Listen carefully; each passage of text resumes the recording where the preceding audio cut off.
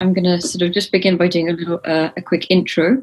Right, my name is Monisha Rajesh, and I'm a journalist, travel writer, and the author of Around the World in 80 Trains. I'm also a co-founder of the Primadonna Festival, and I'd like to welcome everyone who's watching at home, and thank you all for joining us for this online version of Primadonna. The festival first took place last year as we set out to create the world as it should be for one weekend. Through Primadonna, we wanted to provide a platform to published and unpublished writers whose voices aren't heard in the mainstream by giving prominence to work by women, lifting up voices from the margins, sharing ideas, and offering opportunities to everyone interested in ideas, creativity, and authorship. Under normal circumstances, the festival would be taking place again this year in Suffolk, but owing to COVID-19, we're relegated to our sofas. But that doesn't mean that we can't still enjoy some discussions with our wonderful authors. At this point, I'd like to welcome from Chicago, the activist and cultural critic Mikki Kendall, author of Hood Feminism, Notes from the Women That White Feminists Forgot, and TV presenter, author and comedian Anneka Harry, whose book Gender Rebels is out now. The subject of this panel is uncomfortable truths. We've heard a lot in the last 12 months, and in particular in the last couple of weeks, about privilege. Who has privilege, who understands their privilege, and crucially,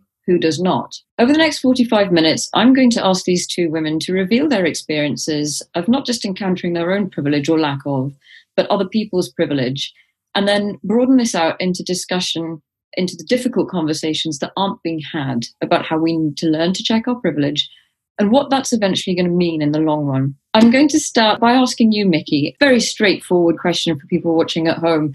In your opinion, what is privilege? So privilege is the unearned, often selected ability that will sometimes make the same part of your life better and someone else's life worse. So if we're talking about racial privilege, for instance, Anneka and I both might be stopped by the police here in America, but where I might find myself, as current events have shown us, killed, arrested, or some other awful thing. Sexual assault is the second most common form of police brutality in America, for instance.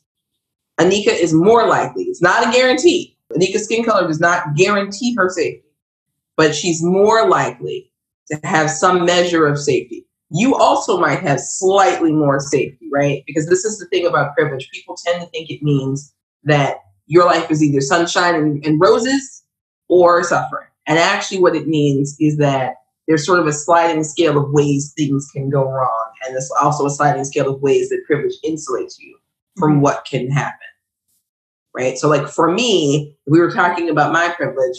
I was born in America. I am not an immigrant. I have that lovely blue passport, right? My citizenship is theoretically never going to be in question.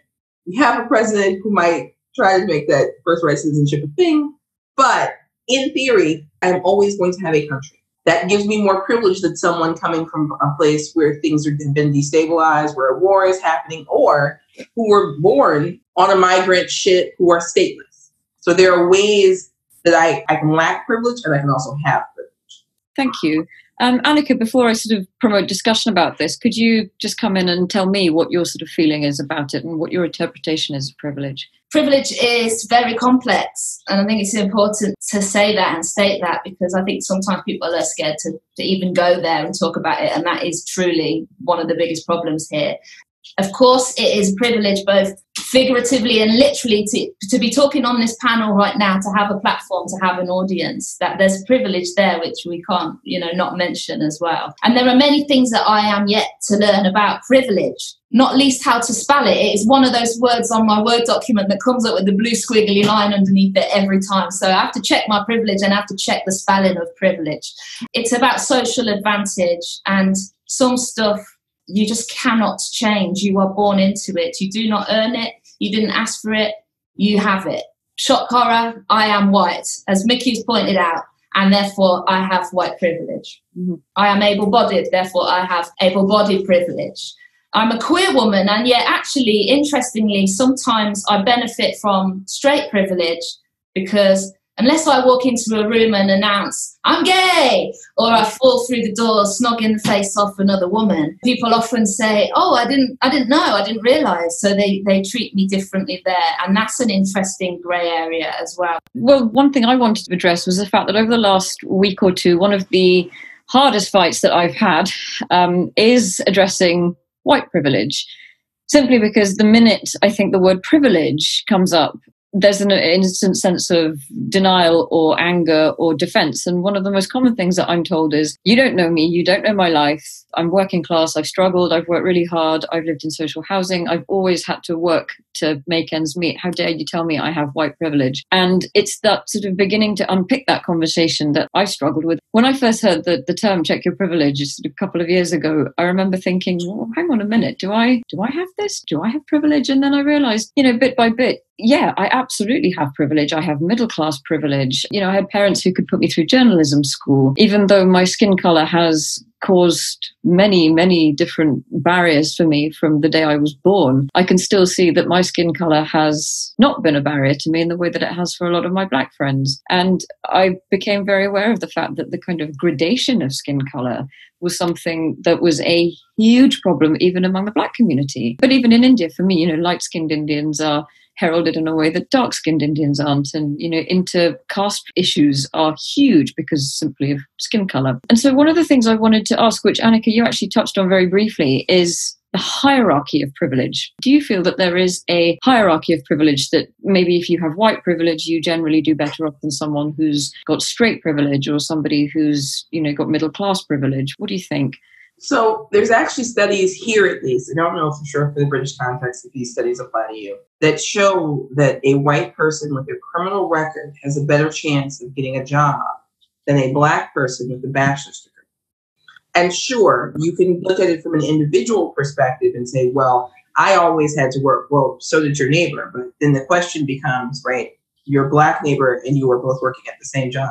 Who got the promotion? Who got the raise? And one of the things that can happen a lot, especially around gender. Yesterday, we officially made it illegal to discriminate based on sexual orientation and gender presentation. Yesterday in 2020. America's going through some things. And so, people were saying, well, what's the big deal? Well, the big deal was that you had people in that case, a teacher of the year, for instance, but because he was gay, his job was still trying to force him out. They were still trying to punish him for the most arbitrary set of things. Because what was really happening was that his supervisor didn't like gay people, right? Had nothing to do with his work, had nothing to do with anything else. And he was white. But that's where privilege sort of broke down. But then privilege still kind of shows up because as a white male, even as a gay white male, he was able to access the resources to take that case to the Supreme Court, to live long enough to take that case to the Supreme Court, because for LGBT youth of color, they may not make it to that point of having a career. Trans youth, in particular trans women, are being killed right now. Again, this is not the first time. A spree sort of happens and then the police say, oh, we don't need to investigate anything until we hit the point where white people start dying. And then they go, oh, I guess we should do our jobs, right? So it's that thing where it does not completely insulate you and where privilege can definitely come in to help, but it's not this, I think people think of it as a shield against all the bad things and all the stress. And instead it's just like a leg, a foot up sometimes in the scale of things. Obviously, this stuff is systemic, is so deeply rooted, and I think for as long as the powers that be are largely straight, white, middle to upper class, neurotypical, able-bodied males, everybody else will be othered and everybody else will be seen to have less privilege. And obviously we don't have a magic wand to wave that, otherwise we'd be waving it all day long. I think on a personal level to look at it, some things that do seem changeable and more difficult to potentially quantify or consider are changing all the time, and they can be relative to your surroundings, your workplace, room to room as you move around a building or through the world. And I think that's where that potentially that idea of check your privilege came from. But if we don't understand the fundamentals, what are we checking? Now, that's the one thing I wanted to ask you both. For me, that's 50% of the battle won. is making people understand that. But how do you do that? What do you both do personally when you come up against people who instantly push back at the idea that they even have privilege? I mean, talking is obviously vital, but I think listening is more important, and believing people more important again. You know, I had a discussion on a live radio interview only last week, and I was telling a male journalist about some of my experiences that inspired and pushed me to write the book. One of them being a story about gender, about my gender, about how I've experienced sexism, trying to get a all-female sketch show away to a handful of male commissioners, only to be told time and time again, this isn't going to work. Men aren't interested in stuff by women and therefore seemingly about women. You know, it came down to my gender. And I was telling this story on the radio. The guy did not want to believe me. He did not want to hear it. He made jokes about it. He basically said he didn't believe me on air. And that pushback was obviously, you know, coming from he was the problem. He was part of the problem. And I think he recognized that, and therefore he just wanted to run from it. I don't have all the answers, of course. I don't know if any of us do, but having to keep talking feels like we're doing all the work all the time, but we have to help people to continue to listen, to continue to engage, and hopefully keep believing each other and sharing those lived experiences. Absolutely. So one of the things I like to do, and this is because I'm a jerk, I like to ask people what they see when they turn on the news. I don't show people the videos that have been proliferating out of America, but I bring up names, and I like to lay out for them what would happen if you Google this name, and then what was the consequence for the person.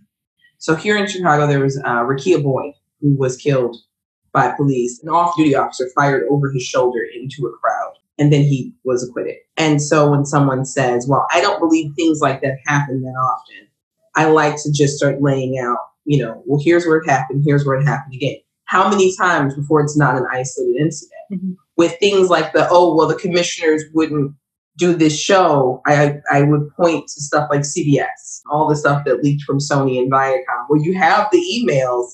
So you can no longer say this doesn't happen when we have it in writing. This is explicitly what's happening. Some people don't want to hear that, but I've discovered that if I tell people I'm right, you're wrong kind of thing, if you think I'm wrong, prove me wrong. Here's where you can start Googling. Let me know what you find. People want to prove me wrong. People want to really come back with their evidence that I'm wrong. They do a lot of research when they're mad at you. They do a lot of Googling and looking up, and they're going to compile their thing that they're going to shove in your face. And then, you know, they don't often come back to me. They have to process all this new information they've acquired. Yeah. And they don't really necessarily want to process it with me because I was right. But they do go and process it with other people. And I sometimes get emails from people who are like, you know, you told me this was happening and I didn't believe you. But then I looked it up, and because for whatever reason, just explaining it doesn't work as well as making people look for it themselves. That's a very handy tip. And also really good to hear, because often I find when I do engage with these conversations, I will inevitably just leave them and go, because it's just, my head starts to hurt after a little while and I can't do it anymore. To be asking Black people to explain their lived experience is just asking people to relive trauma and violence all over again. And it's not their job to explain to white people that racism exists. But how do we get to that point if we can't explain to them what it is? And we shouldn't have to do that. You know, as a brown woman, I've tried to be an ally to my friends and colleagues to try and do this, because I feel like it hurts me less. But at the same time, I still find it really exhausting to do. And I, especially with you, Mikki, how do you continuously do this? I have kids. I have 2 6-foot-tall Black boys in my house, and I have a husband, and there's me, and, you know, my friends. And one of the things is that if I don't do it, I'm not sure other people will do it. I know that there are people who do it. I do give people recommendations for books, you know, say you want to talk about race, how to be an anti-racist. You know, my own book is now on that catalog that people give to folks, but you know that people don't always read books. I hate fighting, and I don't always have the energy to do it. I had a little mini meltdown yesterday about how this is just, sometimes it's just too much. But if we don't fight for ourselves. We already know no one else will fight for us. We already know that no one is coming to save us, that we are all we have. And so for the people who have the energy that day, I don't expect anyone to do it every day. I don't do it every day. But for the people who have the energy that day, that moment, that week, use whatever you can. It is gut-wrenching sometimes because I got an email from someone I haven't spoken to in like 5 years, like an old coworker, right? Who, wanted to confess that they had been racist and they had been discriminatory when we worked together, which I knew. I did know that. And I had to just, take a moment, take a beat, because they feel bad now. It changes absolutely nothing for me. But if I'm yelling at you the way I want to yell at you, will you have a negative impact on other people? Because unfortunately, you're in a position of authority, and I know that. And so there's this weird balancing act that you have to walk where as much as you want to rage, and buddy, let me tell you, we can't afford for someone else to pay the consequences for the rage. And we're talking about privilege and racism and other bigotry, transphobia, homophobia, all these things. We're also not just talking about amorphous blob, people with no power. We're not talking about, that Cheeto that sits in the Oval Office right now. We are talking about all of the people in this structure, in this system, who have power to do any number of things. I tend to focus on police and teachers because authority figures are who we encounter the most with a negative impact. But the person that I'm talking about that sent me that email is a supervisor with the federal government. How many careers can you impact? How many people can you not hire because you're a bigot? I don't want to say that you have to do this every day, because you can't. You have to live. You have to do what you did.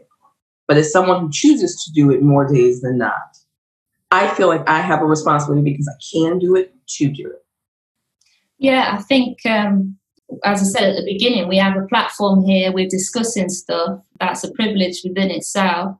And as we talk this afternoon, my image is being projected onto the big screens at Piccadilly Circus as part of a Stonewall campaign for LGBTQ plus awareness and to encourage people not to stay closeted and to come out. And I think that visibility is really important, even if you some days do not have the energy to fight, to present people with facts, like you say. I imagine that you got that email, Mikki, because you couldn't avoid the news. You couldn't avoid the fact that we're in the middle of a civil rights movement at the moment, and that person felt guilt. That person felt compelled to do it because it was all around them. And I think visibility is important, an important part of that. You don't have to be constantly putting yourself on the front line, if you like. But there are other ways you can just sort of pepper these ideas through. One of the main things I wanted to discuss was allyship, who our allies are, how we get people on board, and how we deal with things when people that we thought were going to be our allies turn out not to be. And it's something that both of you discuss in your books. And Anneka, in the intro to your book, you said that when you sort of felt forced to have to come out, you had a barrage of jokes from other females within the industry, running their mouths, pondering, I quote, "if I'd be favouring Doc Martens, Birkenstocks or Crocs with socks now." Did it make you really reconsider feminism and who your allies were, if the very women that you were working alongside were making you feel like you weren't part of them? Well, firstly, to set the record straight, I've never worn Crocs and socks, but I do like a DM. So that's something. I think that it was potentially uncomfortable at the beginning. Big conversations often are, but that's why they're important. I lost one of my closest friends at the time, actually, who was deeply religious and couldn't accept me. That was very difficult. But for all the difficult conversations, I think that uncomfortability, like I say, is so important to sit in, to explore. If there's guilt, if there's confusion, if there's anger or rage or anything of any negativity, why? What does that mean to you? Why do you feel like that? As much as you hear check your privilege, you always hear you have to unpack. These things aren't buzzwords, at least I hope they're not. People might hope that they are, but we have to unpack. That's so important. And again, with visibility, the more we talk about this stuff, the more we put ourselves out there, our true selves, we talk about ourselves, the more others are faced to deal with it, have that conversation, you know? Absolutely. And Mikki, the whole title of your book, Notes from the Women That White Feminists Forgot. Can you talk me through what triggered you to need to do this? So one of the things is that feminism is often calling for support from women of color for various issues and for other marginalized communities. And on the other side, they're not showing up, right? And so hunger is a major United States problem. All of these things, you know, police brutality, police in schools, we have, and it's not like these are not also problems globally, but feminism in America seemed to think that there were problems for India, for Africa, but not problems at home. And so when the conversation started, and I was, for lack of a better way of putting it, being accused of being divisive for saying that racism and feminism was doing harm, I realized that we had never had this blunt, despite a long history of it, this blunt, let's just have it out. You saying you're an ally as long as I do what you want the way that you want doesn't help me. We don't need you to be allies so much as we need you to be accomplices. Because if I'm in a community that's starving, that's being over-policed, that is facing, you know, deep generational poverty, I don't need a cheerleader. I need someone who's going to fight back too. Otherwise, what good is an ally that stands on the sides and holds up a sign and says, I support you, and then doesn't materially do anything? Yeah. And so that was part of both the writing of the book and of the angle, because at this point, from my perspective, we're going to have to make some hard decisions in terms of feminism as a unifying force for women. And I know we're 51% of the planet's population, because if only some of us could be CEO, what is happening to the rest of us? Well, do you know, while I was reading your book, just for fun, I started to Google, can you be a feminist? And the top things that came up were, can you be a feminist and get married? Can you be a feminist and not be vegan? Can you be a feminist and stay at home mom? Can you be a feminist and Catholic? And I thought, wow, those are the top most searched things, when actually there's a hell of a lot more about feminism that we need to be fighting for than being a stay-at-home mom or being vegan. And again, I had to check my privilege when I was reading your book, and I suddenly realized that there was a lot there that I hadn't really even taken into consideration. And I was reading back one of your articles that you first wrote when the hashtag went out, Solidarity is for White Women. And this was back in August 2013. Yes. And I read the piece that you wrote about this, and you said that it was one day of conversation, and you hoped that if there was enough conversation for one day, that this might move on and these problems would hopefully get addressed. Now, this was 7 years ago. How much, in your view, has actually changed? I can see people being willing to start to have the conversation, but it is very much the guilt. 2016 happened in the US, and that entire political process, we had the surprising to some people, 53% of white women were voting the way that they voted. And I said, well, that 53% just put on a pink hat and went to a march. Like, they're posing with the cops and they're cheesing, right? It's a party. It's not like they really seem to be engaging with the issues. And now here we are 4 more years later. And it's like, oh man, that stuff that you were talking about in 2013 and 2015 and 2017, the bell is ringing that we should do something and put the fire out, right? It's almost like the cartoon gif of the dog sitting in a room where the entire room is on fire. And then all of a sudden, this is not fine. That's what it feels like right now. Right now, it feels like a bunch of people stood up in the flames and said, oh, the fire extinguishers for this. Yeah, you know, my book spans the centuries, starts way back in the ancient Egyptian times and comes all the way through to modern day. And the stories of the women, you know, I wanted to write it because I saw lots of like cute feminist books on shelves all of a sudden, but it was like quirkily illustrated books about Frida Kahlo, and then the same names that you maybe hopefully learned at school, but none of the others that we should have. And when I was pitching the book, my worst rejection, and it happened a few times, was we really like the idea, but we're sorry because the feminist area of the market is quite oversaturated at the minute. And that was bonkers to me.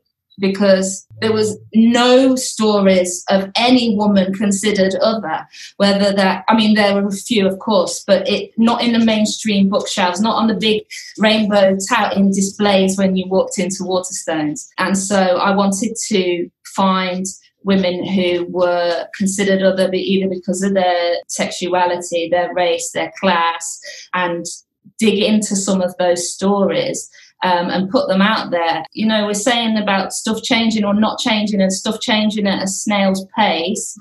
The more books we have, books in education, you know, always pillars of life, the more of these books, the better. And it isn't saturated in the slightest. We need an absolute landslide of them. And how did you go about choosing the 50 that you were going to put into your book? Well, some of them are people that an audience might be aware of, people like Joan of Arc, who were Mulan, George Eliot, the Bronte sisters. And it got to the point where I was digging so deep in the archives at the British Library to find some of those other stories that I was sort of navigated and guided by the research, if you like. But I wanted to make sure that I had all of that diversity of background. What was most shocking about it, like I just said at the beginning there, is the amount of modern day stories and examples of it still happening. So women having to masquerade as men to succeed or survive. And I've had so many messages from people, even if it's as simple as, I changed my name on email to be more unisex to allow myself more power at the desk. You know, that stuff is still happening. You touched upon the fact that you had pushback when you came up with the idea for your book. Were you surprised by that, or did you expect it? Fully expected it. Fully expected it, because, I mean, you know, the same way that we're talking about those powers that be, the publishing industry and the arts industry is still very affluent and it's still very white, and only the affluent can stay in their industry. You know, it's got to that point, and that's really shown it up to me. Mikki, did you have pushback with your book? How easy was it for you to get it off the ground? So oddly enough, I had pushback. So they have another book called Amazon's Abolitionists and Activists. It's a graphic novel. Right, of women's fight for their rights. And so with that book, I was expecting pushback. And oddly, just as a side note, Anneka, comics was ready for this conversation, at least a little bit. It was a surprise to me too. I've got 180 plus pages of fully illustrated pictures and stories about women's fight for their rights through comics.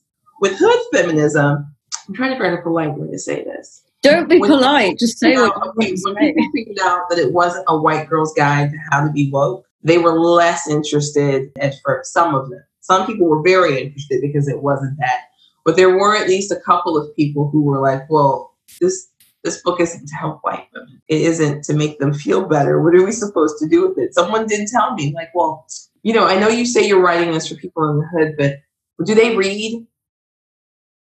I'm from the hood. I live in the hood. Where are we going? I'm the one writing the book. Are you telling me that I can't write a book for people like me? Is that what we're having a conversation about right now? Publishing is a very interesting field where people will say very perplexing things, right? And then say, oh, no, I don't mean to be offensive. No offense meant. Didn't mean I just was curious. I just didn't know. You know, so it was a very fascinating process where people thought, A, that Black people don't read. I'd heard this one before. This is not an unusual statement in publishing. B, that, you know, if I was writing for the woman that works at a hair salon, they don't read. I don't have any answer for you for people who think beauticians don't read, because I've never met a beautician who wasn't a reader, but all right, sure. Followed by, well, what's your target audience? Because well-off white women might not like this. And I had to explain that the center of the world was not well-off white women. Fortunately, I landed with a really good publisher. I have a good agent. I have a really good publisher and a really good editor at that really good publisher. But it was a weird process of hearing the things that people should be saying with their inside voice and their outside voice. Publishing requires middle class language, and it requires you to smile politely while you tell somebody they're an asshole. It's fascinating how that works. And are you still able to smile politely through all of this? Because that's pretty admirable. So I have perfected the pleasant smile as I tell people. I call it Betty booping. This is a secret, but not a secret. You know how Betty Boop would like smile and she'd do her little cutesy thing and she'd kick someone in the face? I think, you know, have you heard the term like Trojan horse commissioning? You manage to barge down the door by sort of hiding the cabbage underneath the mashed potato, if you like. I think I do a bit of that sometimes on days where I just want to walk into an office and scream and shout and like throw my pencils out of the pencil case. I have to remind myself to not do that first and foremost, but also just to find other ways around it. But that's frustrating in itself, isn't it? Because you can't show your true self and be as loud and proud or whatever it is you want to say that day. Do you still feel a sense of having to toe the line, to play the game to some degree, to make sure that things move in the direction that you want them to? Or have you just got to a point where you just don't care anymore? Well, my brand is technically being an asshole. There's a reason that's my brand. Right? So, because there's a limit, right? I didn't grow up middle class. I grew up low income, working class, Black American neighborhood, South Side of Chicago. The vernacular that I would use is not one that lends itself to a polite smile. I had to learn how to kind of polite smile it. But publishing requires a level of just that is unparalleled, right? Like you can't just sit and be. You got to be all the time. And I've learned that while you're doing that cutesy little pose, as long as you don't use profanity and the words are big enough, you can tell people that you're not going to entertain their foolishness. And the funny part is that if you say it cutesy enough, they give you money for it. You're wrong. Here's why you're wrong. They would be offended by it. You know, that is absolutely not how we should be attacking this problem. And then there's like a bunch of words of speak that go in, a bunch of jargon that can go in some of these meetings. What you've actually told them is, I'm not going to waste time nor money on something that doesn't actually help people. But you can't say, I'm not going to waste time or money on something that doesn't actually help people. You have to say, I would be disinclined. It's ridiculous. So it's not even like you're really towing the line. It's just that as long as you step on their face with a smile, they'll go for it. It's true. I think I have a background in comedy, and I think I can be really passive aggressive with humour. I've got it down to a T now. And it means that you can say all sorts of stuff that you couldn't if you were just going in all cutesy. You know, like I think comedies actually can be one of the most serious of all the genres. And I had an amazing time in a commissioning meeting. I was trying to get a radio show away quite recently. And I walked in like mid-afternoon, not long before lunch. And the commissioner said to me quite proudly, wow, it's nice to have a woman in here. I've just had meeting after meeting of men all morning. And I looked at him blank in the face and I said, I thought it smelled musty in here. And there was a little beat where I thought, this could go either way. But then he started laughing his head off. And then we just had a great meeting where I'd laid it out on the table from the get-go. This is me. Don't fuck about. Let's have a chat. And then that's what happened. And it was a great meeting. That's fine. Not getting money from it yet, though. That was the crucial bit, isn't it? I don't know if anyone saw the publishing paid me hashtag that went around recently. Did that surprise you, Mikki? You're nodding. It didn't completely surprise me. In full disclosure, I am an outlier and got paid really well because my agent is a shark and I love her adorable, vicious face. But one of the things that was a surprise to me, and this will sound awful, I looked at the book that got $800,000 for a debut, and I don't understand how what reads like a Gatsby knockoff meets Penthouse Letters got an $800,000 advance. I just don't. I know how that's going to make me sound later. I understand that man got that money. I just need a fly on the wall for a meeting that says I'm going to hand someone almost $1 million for this. Yeah. I mean, it was an interesting few hours on Twitter. I mean, they're all very interesting, aren't they, these Twitter times? But I wasn't sure about it because I thought you know, no matter who you are, whatever your background, age, race, looking at this, if you wanted to get a book published, it'd be enough to put anybody off. Or it'd be enough to fight back harder, you know, twice as hard and to give twice as much of a fight. So I was just sort of conflicted about all of it. Sometimes it felt like very vital and it was going to make a change. Sometimes it felt like it was a distraction. And I think a lot of the stuff in the arts world has been a bit like that for me. There's a few pacts and stuff that I'm seeing a lot of people signing in terms of representation and what have you. And, you know, this is just the first bit of work that they have to do. They've signed it. They've signed it in public. Fantastic. Now you have to stick to it and do it. And so that's where we wait, I guess. Yeah, absolutely. I mean, just for people watching at home who aren't sort of deeply ensconced in this literary world, there was a hashtag that went round on Twitter last week of Publishing Paid Me, where authors came clean, well, not everybody, but a lot of authors came clean about what they've been paid as advances and what they've been paid for debuts and for second, third, fourth books.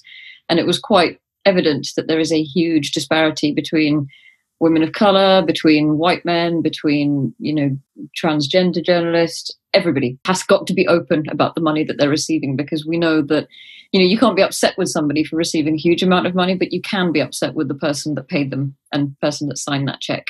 Yeah. And I think that's the issue that we need to be talking about again. Why is that sort of disparity still there? But I mean, I don't know about both of you, but I feel like there's this huge wave of change that has come about in the last week or so that I haven't really felt so much before. I don't know how you both feel. Do you think this is a genuine turning point where things are going to be different from now on? Or do you think that in about 2 weeks' time, when people have forgotten about their hashtags, it's just going to go back to the same thing again? I think we've got more than 2 weeks. I think we've got months of people trying to do the right thing. My concern is not the current generation of people who are already employed and working and whatever. My concern is what will be passed down to the next wave of interns and hires who will eventually have the power to make these decisions. You know, I am in this sort of odd bubble where my editor at Viking is a Black woman. And that is hen's teeth rare in publishing. She's a senior editor, right? I landed, it's a Cinderella story. So we're both in a Cinderella story together. We're writing together. But I am aware, because I have more than one book, that this is not how publishing has traditionally worked. And I am aware that the support that people are seeing for some of these books boils down to what tech would call culture fit, what finance or, you know, one of the other industries might say, well, so-and-so is one of us. So the change is going to really be seen in who they hire to replace themselves. Are they going to hire people who look like them? Because publishing, especially in the US, is largely white, largely women, but part of that is because in order to afford to live in New York, publishing pays something like 30 to 60 on average for the most intro, low-level positions. You can't live in New York City on $60,000 a year. So you have to have parents or other relatives who can support you. Internships are unpaid, all of these things that go in. So publishing has to change at a variety of levels. Yeah. Publishing has to decenter, you know, certain locations, New York, London, that kind of thing, and sort of focus itself more on the idea that if we can all work from home during COVID, you can probably let people work from home during not COVID. Yeah. I think in a year and a half, we'll know if publishing really learned its lesson this time or if we're going to still be fighting. I suspect that it's going to run into one of those things where this imprint is better or that publishing house is better, and then that other one is not so great. Mm-hmm. And you're going to be still kind of navigating what those waters look like.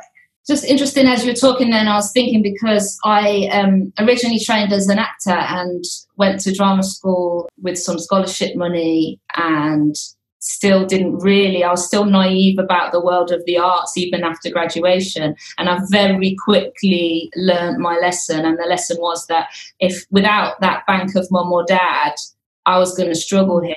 And I did. And it, in a way, that pushed me into writing, because it was an industry that cared less about my bra size, my bank balance, or my background. It felt like a bit more of an easy in. And of course, it's just as complicated, and there are just as many layers of bullshit to wade through. And I was just thinking there about a friend of mine an actor friend who started out around the same time as me in that field over a decade ago. And I saw them on television last week, and I just sent them a message to say, you know, bloody well done, because you were great and it was amazing to sit and watch you and enjoy you, and you're a superstar and all the rest of it. And they're a black actor, so they've had to work twice as hard. And she said, yeah, you know, the industry might finally start taking a chance on me.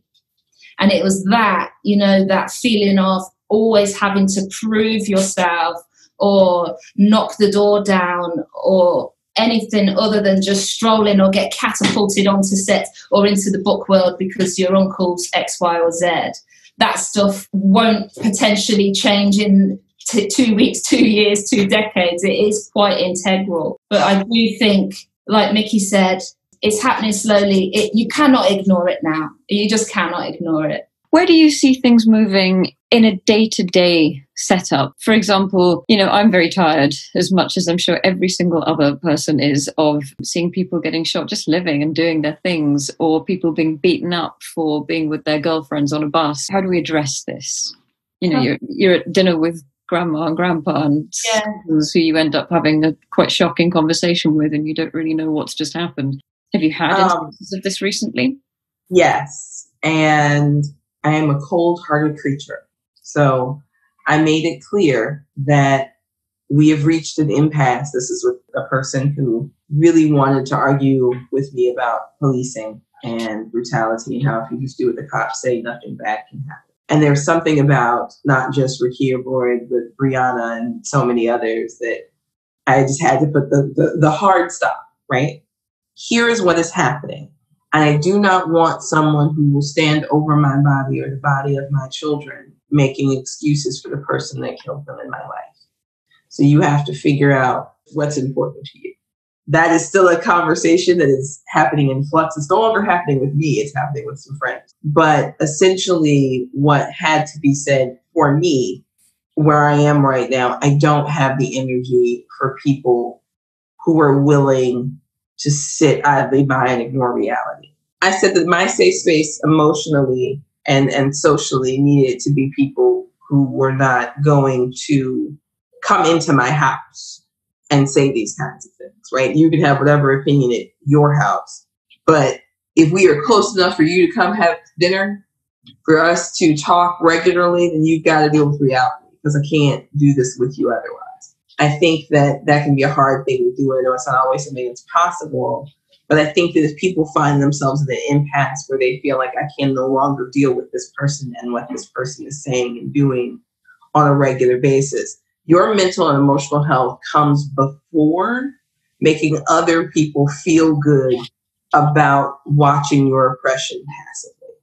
Mm-hmm. So if grandma is like, you know, well, I don't like queer kids or whatever, and we have a relative that sort of tried to phrase that around one of my kids, and then we clarified forever that the next sentence, next word, the next breath needed to roll that back in.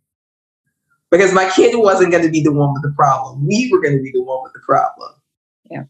And I beat you up when we were 16. I can do it again. Because one of my kids isn't straight. And that's gets it from his mama. That's fine. But there's some things I won't tolerate. There's some things we can debate about. We can argue about pizza toppings. You can't debate humanity. You cannot negotiate whether or not someone has a right to exist and to be safe and healthy and all of these things. Mm.